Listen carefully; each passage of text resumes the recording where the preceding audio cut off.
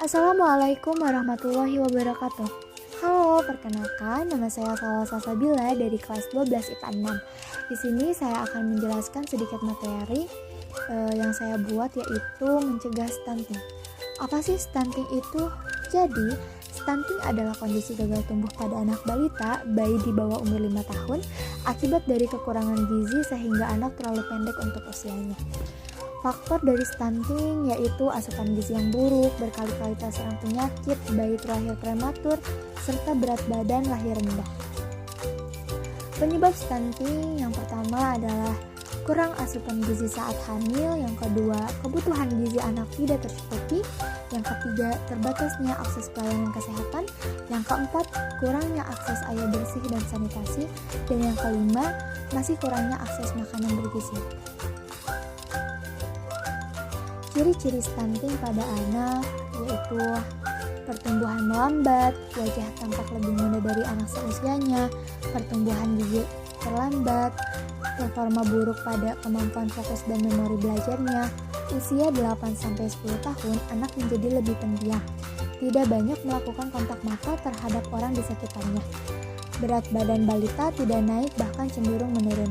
Perkembangan tumbuh anak terhambat seperti telat menstruasi atau hal-hal yang dewasa lainnya, dan anak mudah terserang berbagai penyakit infeksi. Dampak masalah kesehatan dari stunting yang pertama, menurunkan kemampuan perkembangan kognitif otak anak. Dua, kekebalan tubuh lemah sehingga mudah sakit. Yang ketiga, resiko tinggi munculnya penyakit metabolis seperti kegemukan, penyakit jantung, penyakit pembuluh darah, dan yang terakhir kesulitan belajar. Bahkan ketika sudah dewasa nanti, anak dengan tubuh pendek akan memiliki tingkat produktivitas yang rendah dan sulit bersaing di dalam dunia kerja.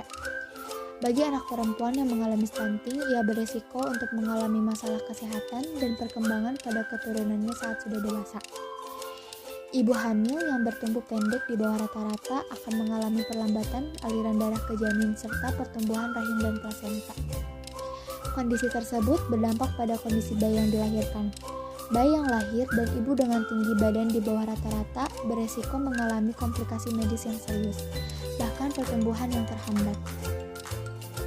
Cara mencegah stunting yaitu pemeriksaan kehamilan rutin. Cara mencegah stunting yang pertama ada pemeriksaan kehamilan rutin, yang kedua memenuhi kebutuhan gizi ibu hamil, yang ketiga pemberian ASI eksklusif, yang keempat itu menciptakan lingkungan bersih atau PHBS, yang kelima pemberian MPASI yang sehat, yang keenam konsisten memantau tumbuh kembang anak, dan yang ketujuh yaitu pemberian imunisasi lengkap. Mencegah stunting pada remaja. Kita sebagai remaja juga perlu dan harus mencegah stunting untuk menciptakan remaja yang sehat dan memiliki keturunan atau generasi yang sehat.